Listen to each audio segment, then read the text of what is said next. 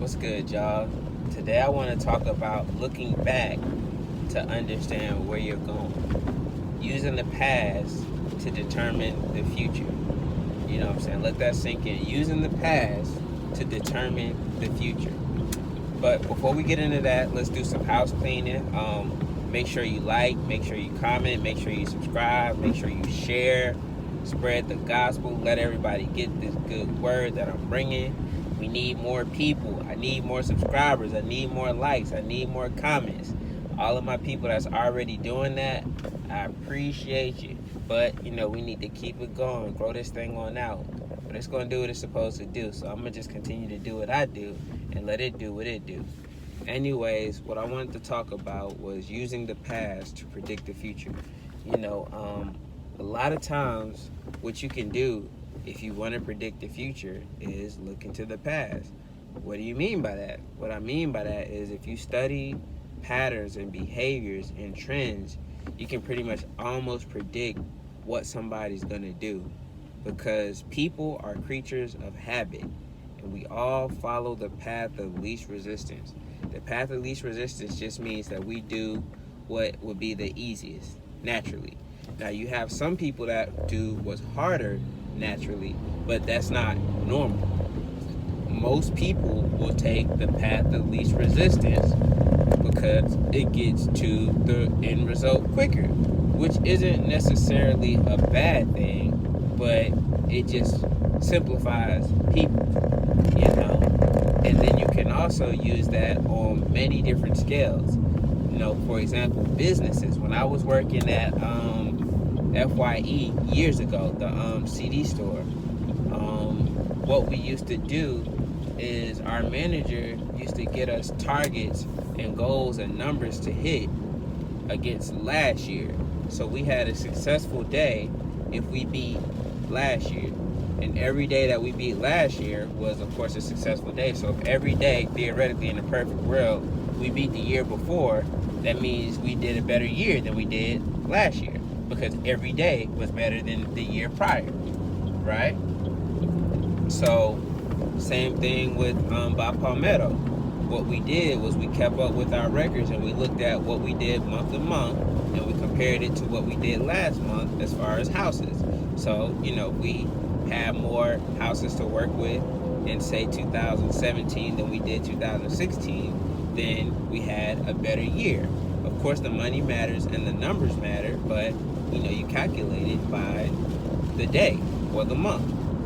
Now, with people, it's the same thing. Again, bringing it back. So in economics, you have what's called macro and micro.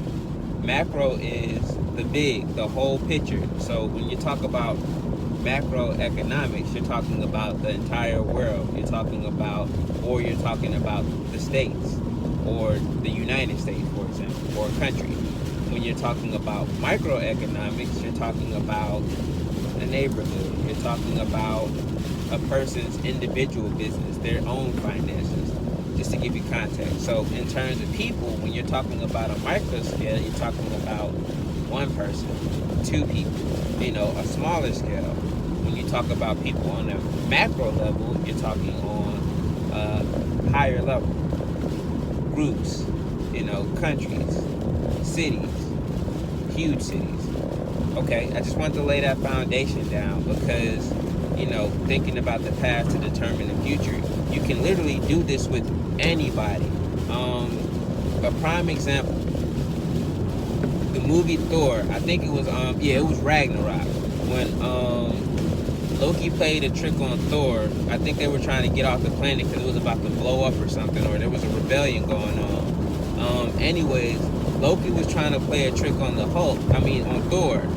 But Thor didn't fall for the trick because he was like, Loki, how many times are we going to do this? You do this every time, and usually you get me, but now I'm smarter because I know your behavior. You know what I'm saying? And so he ended up leaving Loki on the planet. It's like, that's basically where you want to get mentally with everybody around you.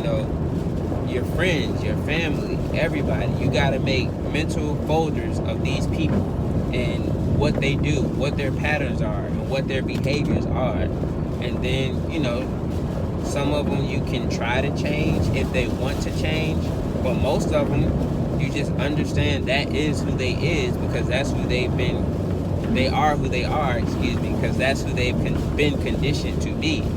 And then once you understand that, then you know how to deal with them better in order to get what you need out of them. Is that manipulation?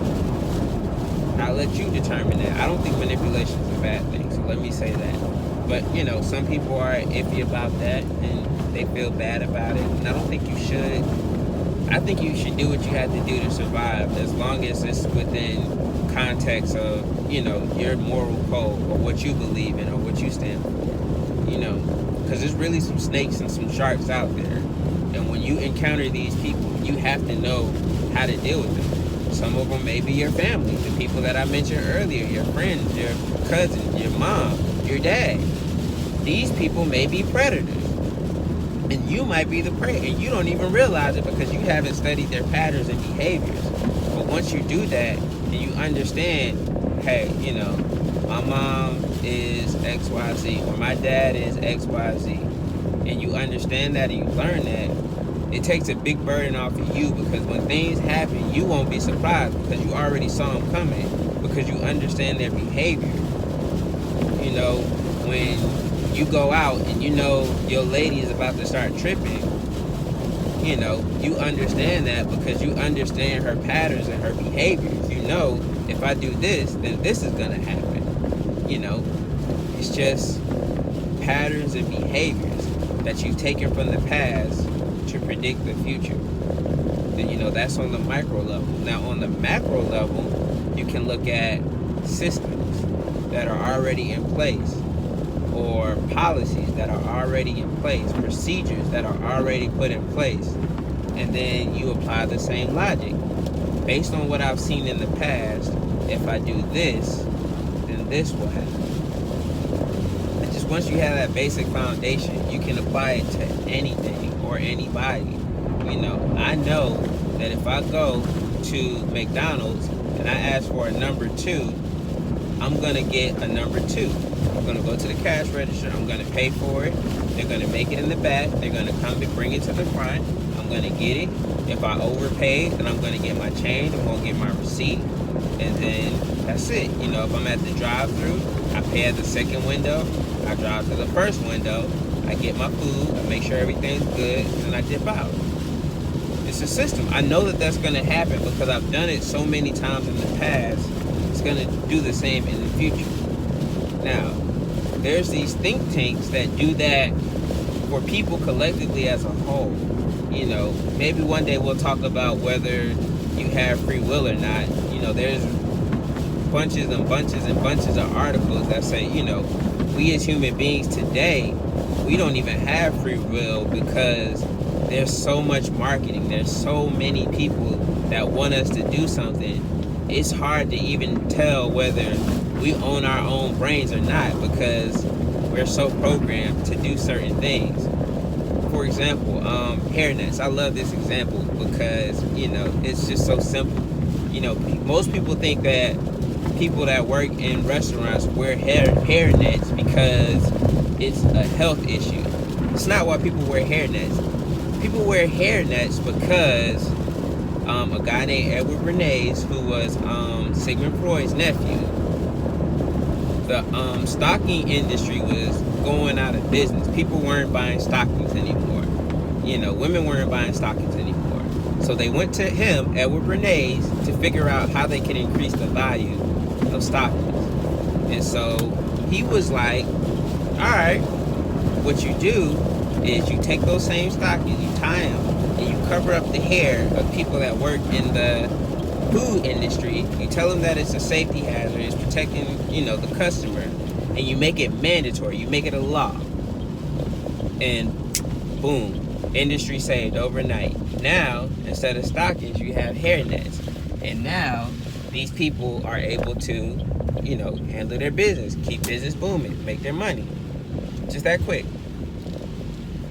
It's understanding behavior and understanding that if people think that something is a law or if people think that it's affecting their health, then they're going to do this because they need to.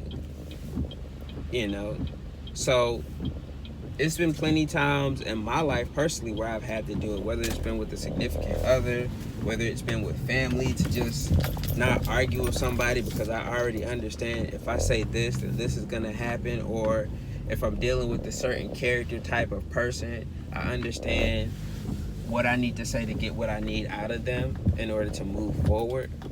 So make sure that you're taking time to look back over your life and look at everything. Look at all of the people and then group people and think, this person acts a lot like this person. So they have the same character traits. So maybe they behave the same way. And maybe they'll respond the same way. And you experiment. You treat your life like one big experiment. Sometimes it works out, sometimes it doesn't. Either way, you make notes and then you adjust as needed. All right?